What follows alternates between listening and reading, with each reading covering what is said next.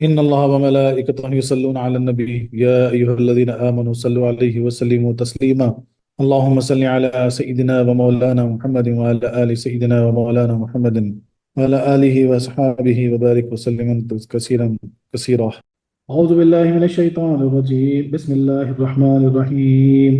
الحج أشهر معلومات، فمن فرض فيهن الحج فلا رفث ولا فسوق ولا جدال في الحج، وما تفعلوا من خير يعلمه الله، وتزودوا فإن خير الزاد التقوى، واتقوني يا أولي الألباب.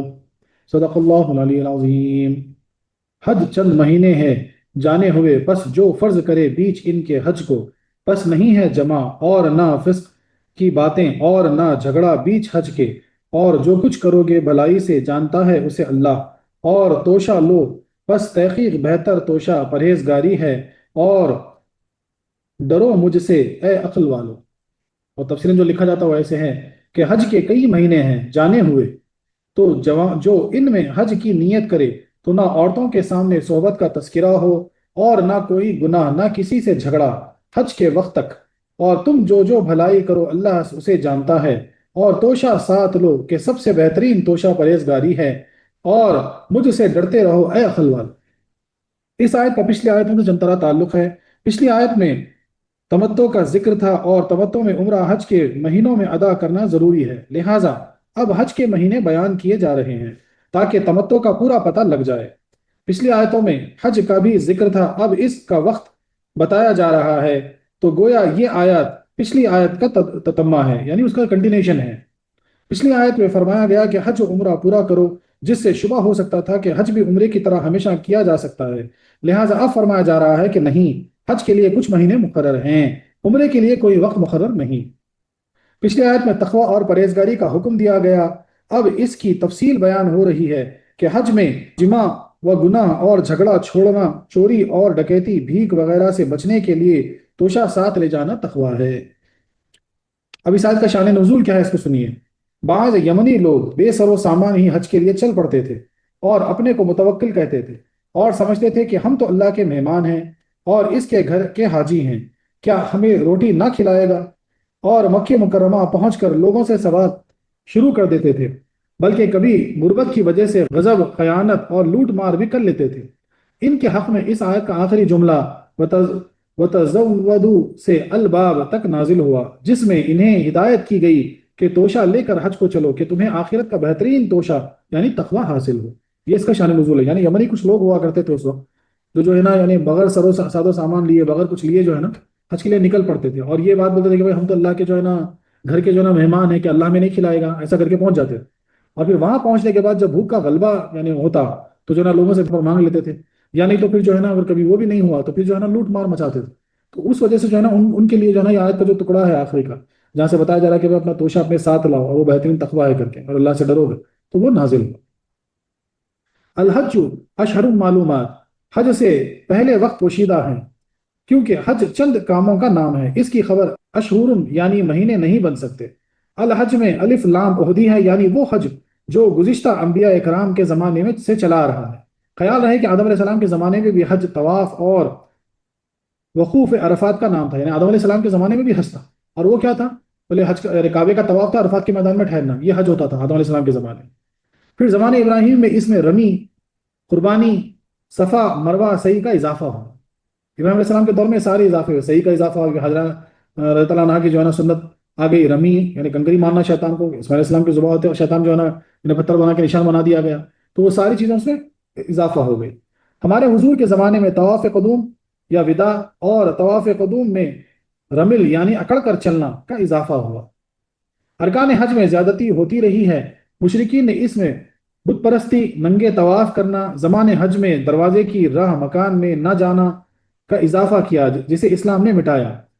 یعنی مشرکین بھی جو ہے نا بہت سارے مسئلے مسائل اس میں ایڈ کرتے گئے، جیسے لنگے بدن ہو کے جانا طواف کرنا، بت جو ہے نا کعبے میں رکھ دیے، بت پرستی شامل کر دیے، اور جو ہے نا بولے حج کے لیے عمرے کے لیے نکل رہے تو جو ہے نا گھر کے دروازے سے نہیں نکلنا، بولے پیچھے کی دیوار سے سوراخ بنا کے نکلنا، یہ سب اضافہ کیے تھے جو اسلام نے مٹا دیے. معنی یہ ہوئے کہ وہ اصل حج جو زمانے آدم علیہ السلام سے چلا آ رہا ہے وہ معلوم مہینوں میں ہے، یعنی اس کے مہینے طے ہیں۔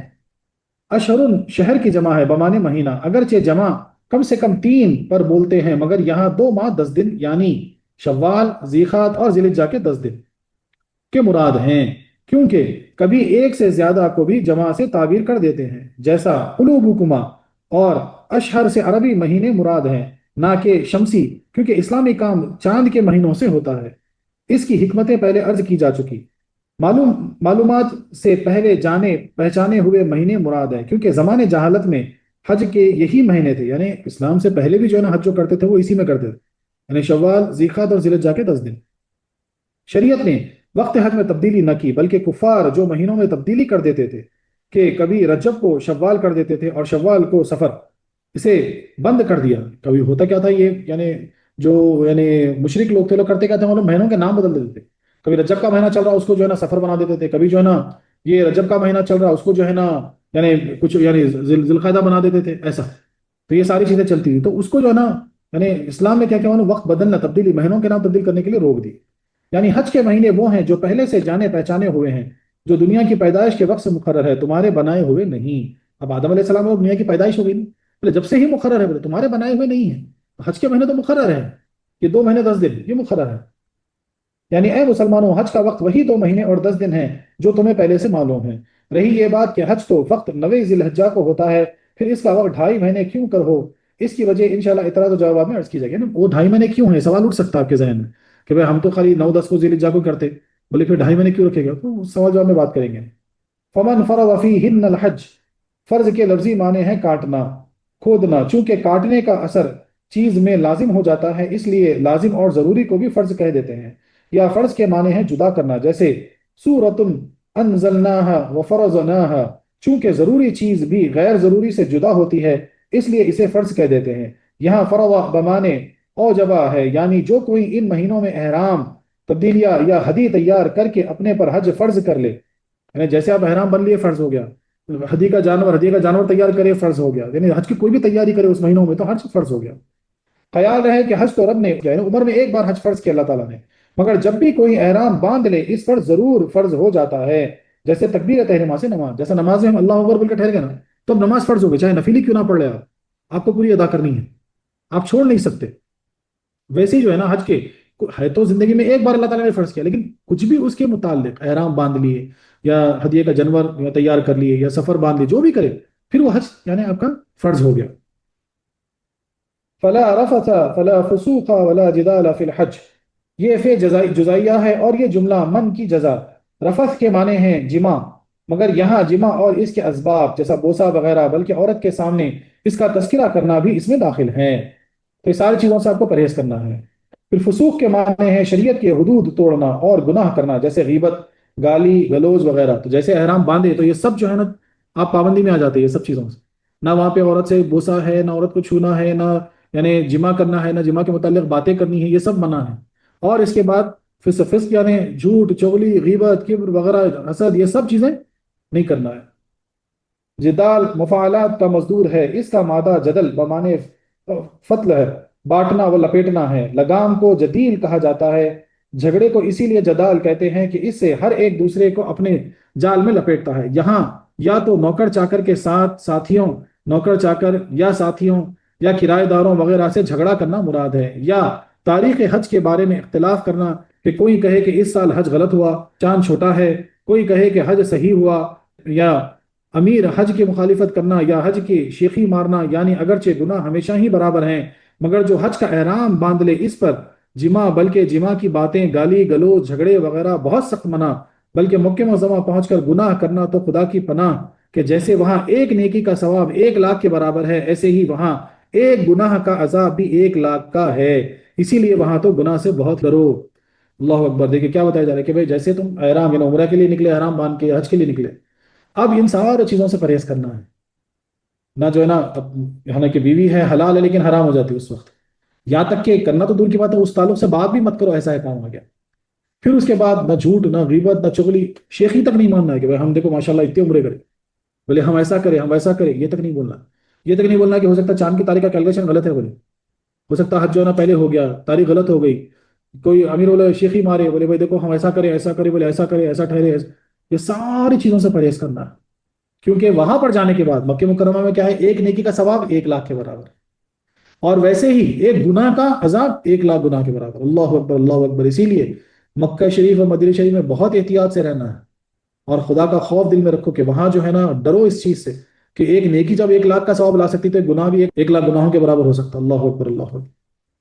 وما تفعلوا من خیر، جو کچھ تم بھلائی کرو گے، صدقہ، خیرات، فرضی نفلی، نماز، طواف، بارگاہ الہی میں خشوع و خضوع وغیرہ، یا علمہ اللہ، اللہ اسے جانتا ہے، تمہیں اس کا اجر دے گا۔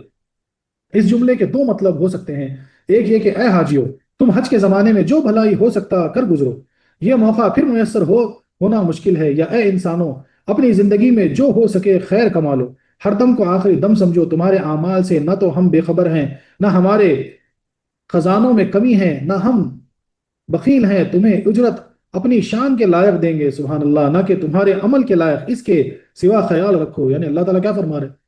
بولے یا تو حاجیوں کو یہ حکم ہے یا تو پھر عام مسلمانوں کو حکم ہے۔ اگر حاجیوں کا حکم مانیں گے تو یہ کہ بھائی حج میں تم کو جو موقع ملا، پتہ نہیں پھر ملے یا نہ ملے، جتنا ہو سکے نیکی کما لو، اللہ تمہارے ہر اعمال سے جو ہے نا آگاہ ہے۔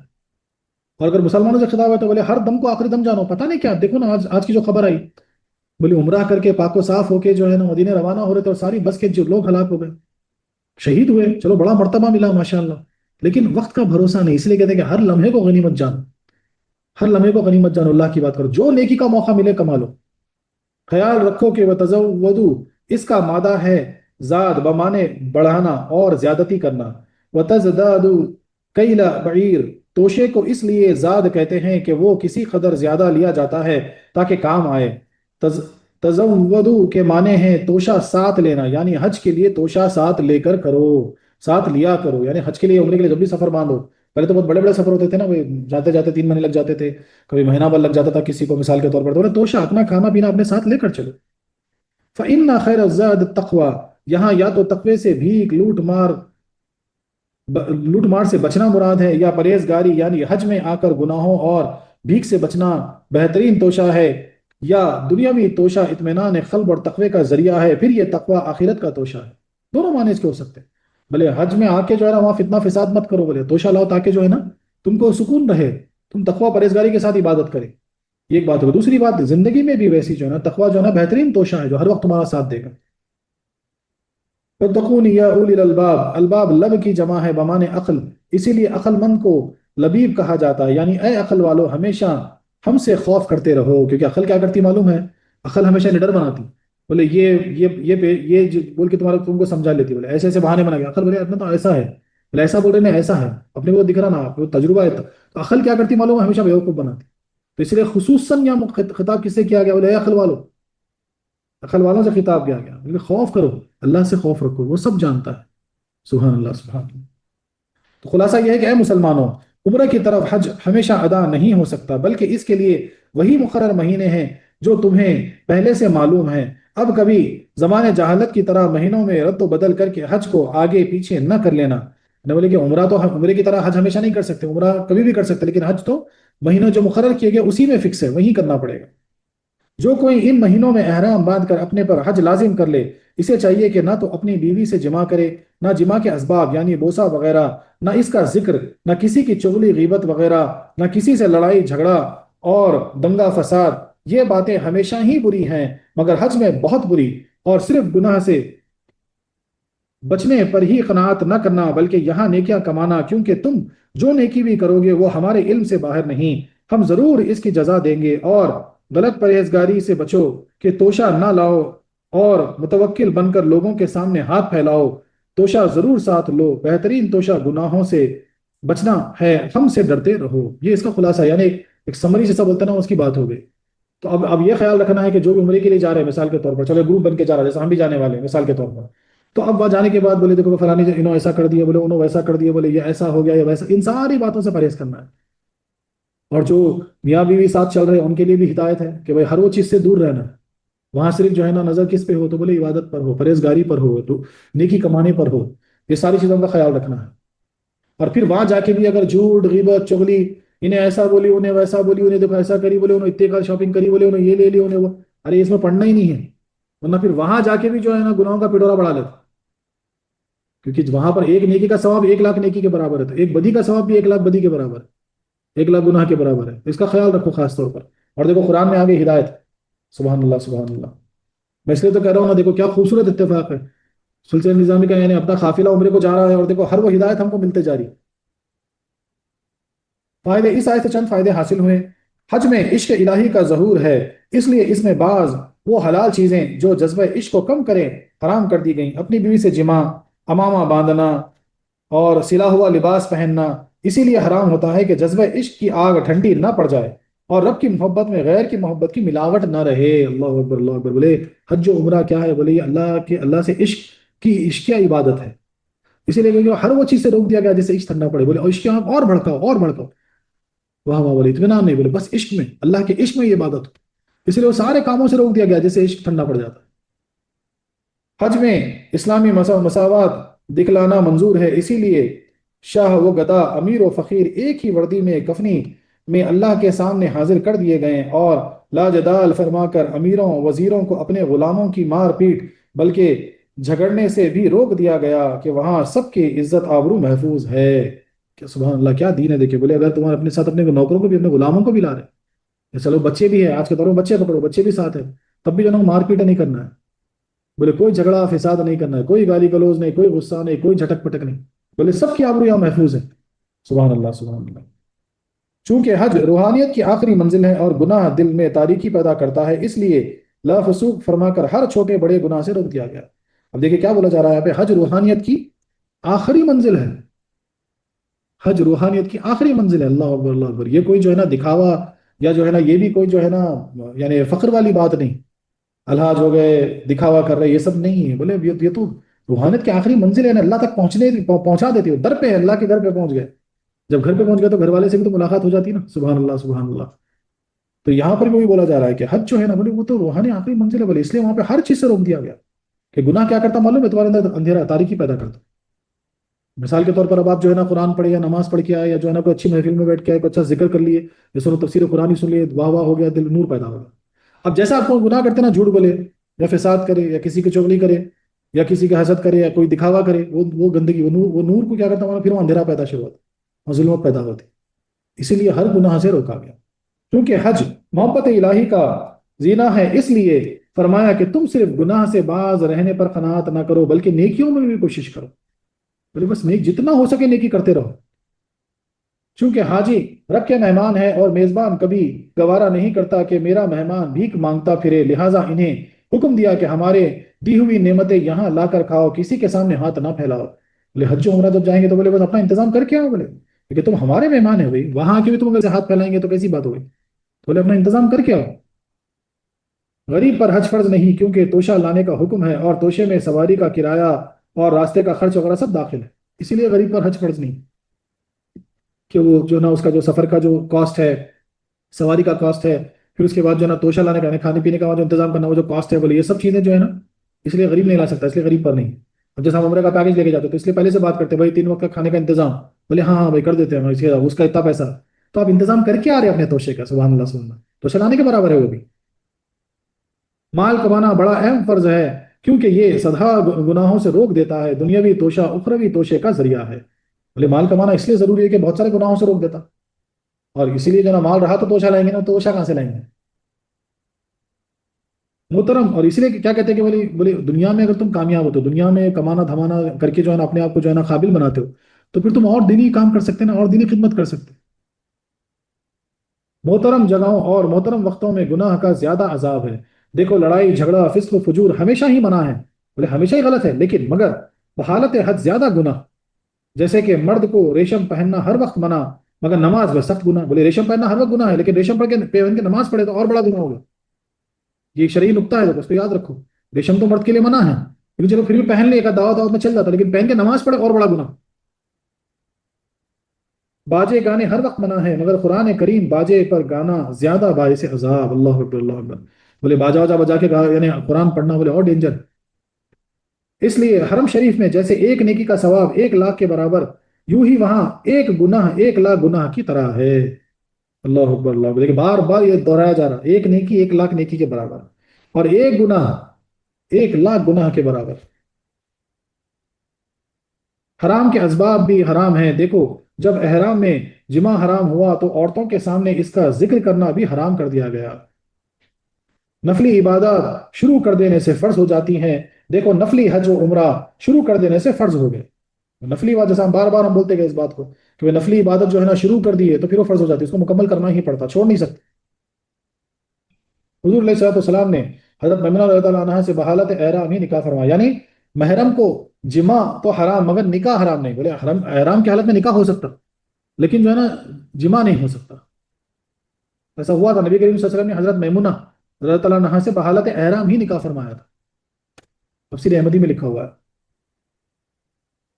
اب دیکھیے صوفی اگر ہم کیا فرماتے ہیں، جیسے حج بیت اللہ کے لیے چند مہینے مقرر ہیں، ویسے ہی حج رب البیت کے لیے بھی ایک وقت مقرر، یعنی دنیاوی زندگی کی موت کے وقت، اور جیسے کہ اس حج کے لیے میقات معین، ویسے ہی اس حج کے لیے جوانی کا زمانہ مقرر، کہ بلوغ سے 40 سال تک کی عمر میں جو کچھ ہو سکتا ہے کمال ہے۔ بولے بالغ ہونے سے 40 سال کی عمر تک وہ اصل وقت ہے احرام باندھنے کا۔ بولے اگر حج کرنا چاہتے ہو تو بولے ٹھیک ہے، بولے جب موت آئے گی تو جب تو میرے وصل حج ہوگا ہی ہوگا، اللہ کے بعد حاضری ہوگی ہی ہوگی، لیکن بولے کوشش کر کے جو ہے نا جو بھی کمانا ہے، جو بھی جو ہے نا جمع کرنا ہے وہ کب ہے، بولے بالغ ہونے سے 40 سال تک، بولے یہ عین ہے۔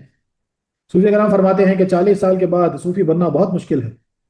پھر اس حاجی کے لیے ضروری ہے کہ رفث یعنی شہوانی خیالات اور فسوق یعنی غضب و غصہ و جدال یعنی وہمیات وغیرہ سے دور رہے اور شیطانی وسوسوں سے بھاگے، عقل پر زور دے اور اپنے میں فرشتے کی خصلتیں پیدا کرے۔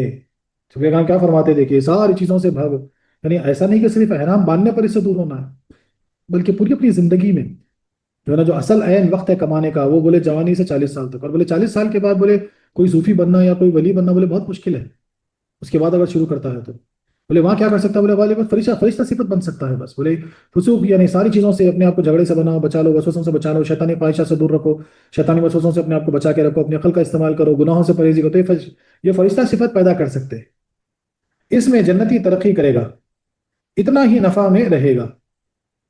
نیز اس سفر کے لیے شریعت کی سواری اور تقوی کا توشہ ضروری ہے، پہلے یہ توشہ اختیار کرو پھر وادی محبت میں قدم رکھو، پہلے تقوی کا توشہ تیار کرو پھر وادی محبت میں قدم رکھو۔ تو آج بھی پھر وہی بات آتی ہے کہ اگر کوئی بولا بھائی شریعت کو چھوڑو طریقت میں آ جاؤ، غلط ہے۔ تقوی کے توشے کے بغیر جو ہے نا وادی محبت کا سفر طے ہو ہی نہیں سکتا۔ اگر وادی محبت میں سفر کرنا چاہتے ہو تو تقوی کا توشہ تیار ہو۔ امام باقر فرماتے ہیں کہ جو شخص 3 چیزیں نہ لایا اس کا حج فائدہ مند نہیں۔ امام باقر رضی اللہ عنہ فرماتے ہیں کہ 3 چیزیں، جو شخص 3 چیزیں نہ لائے، کتنی چیزیں، 3 چیزیں نہ لائے، اس کا حج فائدہ مند نہیں۔ اور وہ کیا سنیے، ایک یہ کہ کامل تقوی جو اسے حرام سے بچائے، بولے اس کا تقوی اتنا کامل ہو کہ ہر حرام چیز سے اپنے آپ کو محفوظ رکھے، یہ پہلی چیز۔ دوسرے بردوباری جو اسے غضب و غصے سے محفوظ رکھے۔ دوسری چیز کیا فرماتے ہیں، بولے ایسی بردوباری، بولے ایسا یعنی اپنے اندر جو ہے نا ٹھہراؤ کہ غصے غضب سے اپنے آپ کو روک کے رکھو، تو پھٹ کر کے جو غصے میں پڑ جاتے ایک دم گرم ہو جاتے، بولے وہ ان کا بھی حج عمرہ بولے کوئی فائدہ کا نہیں، بولے بیکار ہے، اپنے اندر بردوباری۔ تو پہلا ہوا تقوی، دوسرا ہوا بردوباری۔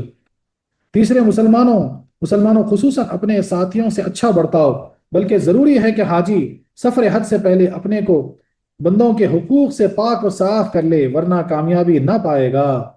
اللہ اکبر اللہ اکبر۔ بولے اگر حقوق العباد یعنی کسی کا پیسہ دینا ہے، کسی کو کچھ ہے کیا بھی، تو پہلے اس سے فری ہو جاؤ پہلے، اور اچھا برتاؤ سارے انسانوں سارے مسلمانوں سے، اپنے بھائیوں سے جو ہے نا اچھا برتاؤ، بولے یہ تیسری چیز ہے۔ بولے شاہی دربار میں جانے سے پہلے غسل و کپڑے کی صفائی اور درباری لباس پہننا ضروری ہے، اس دربار کی حاضری سے پہلے بھی اپنا قلب و قالب اور روح کی صفائی بہت لازم ہے۔ بولے قلب کی، قالب کی اور روح کی جو ہے نا صفائی کر کے جو ہے نا پھر جانا ہے سفر، تو پھر ویسا شخص کامیاب ہے، ورنہ بولے پھر آپ فرماتے ہیں امام باقر رضی اللہ عنہ آپ فرماتے ہیں، بولے یہ 3 چیزیں جس میں نہ ہو بولے اس کا پھر حج عمرہ جو بھی ہے بولے وہ گیا، کوئی کام کا نہیں۔ اللہ اکبر۔ تفسیر البیان میں لکھا ہوا ہے، تفسیر ابن عربی میں نقطہ لکھا ہوا ہے۔ صوفیہ فرماتے ہیں کہ عقل انسانی 3 طرح کی ہے۔ اب دیکھیں یہاں پہ اور ایک نقطہ، بولے عقل 3 طرح کی ہوتی، عقل شیطانی جو کفر اور معاصی کی طرف رہبری کرتی ہے، بولے اسی عقل سے شیطان مارا گیا۔ ایک تو ہوتی عقل شیطانی جو ہمیشہ کفر میں ڈال دیتی، اکڑا دیتی، انا میں ریاکاری میں ڈال دیتی، اور اسی عقل سے شیطان مارا گیا۔ عقل نفسانی جو دنیاوی کاروبار چلاتی ہے، اور ایک ہوتی ہے عقل نفسانی جو دنیاوی کاروبار، اسی عقل سے سائنس ایجاد ہے، بولے جتنے انوینشنز انوویشنز جو بھی ہوتے جو بھی ڈسکوریز ہوتی ہے بولے وہ یہ ہے عقل نفسانی، جس سے ایجاد ہوتی، جس سے دنیاوی کاروبار چلتے جو مال کمانے کے لیے استعمال کی جاتی۔ پھر تیسری ہے عقل رحمانی، جس کے ذریعے رب کی اطاعت آخرت کی تیاری نصیب ہوتی ہے۔ یہاں اولی الالباب میں انہی عقل رحمانی والوں سے خطاب ہے، تو قرآن میں جو خطاب ہو رہا اولی الالباب میں وہ عقل رحمانی والوں سے ہو رہا، جو رحمانی عقل استعمال کر کے جو ہے نا اپنی روحانیت کی کمائی کرنے کے چکر میں ان سے خطاب ہو رہا۔ جیسے آنکھ بغیر خارجی نور کے خارجی نور کے بیکار ہے، ایسے ہی مطلب آنکھ نہیں، آنکھ کا اندھا ہے تو کتنا بھی روشنی ڈال لو، کتنے بلب کھول لو، کچھ فائدہ پہنچتا ہے کیا؟ نہیں پہنچتا۔ ایسے ہی عقل بغیر ایمانی نور اور رحمانی کرم کے بیکار ہے، اسی لیے ارشاد ہوا کہ اے عقل والو تقوی کا نور لو۔ سبحان اللہ سبحان اللہ، اسی لیے جو ہے نا سیدھا کمیونیکیشن کیا ہو رہا ہے تقوی والے۔ اسی لیے ہمیشہ یاد رکھیے کہ کوئی اگر کہتا ہے کہ بغیر تقوی بغیر شریعت بولے یہ ہو سکتا، بولے ناممکن ہے۔ تقوی کا توشہ لازم ہے، یہ قرآن کہہ رہا، اور نہ عقل شیطانی استعمال کرنا ہے نہ عقل نفسانی استعمال کرنا ہے، عقل رحمانی کی طرف پلٹنا ہے۔ عقل رحمانی اور تین چیزیں جو امام باقر تعالیٰ بھی فرماتے ہیں جو لے کر آنا ہے، ایک تو ہے تقوی جو حرام کو پہچانے حرام سے بچے، دوسرا بردوباری جو غضب و غصے فساد وغیرہ سے آپ کو روکے، اور تیسرا جو ہے نا حقوق العباد ادا کر کے جو ہے نا ہر کسی کے ساتھ اچھا پڑتا ہے حسن سلوک۔ یہ تین چیزیں جو لے کے آئے اس کا حج و عمرہ کامیاب ہے۔ سبحان اللہ سبحان اللہ۔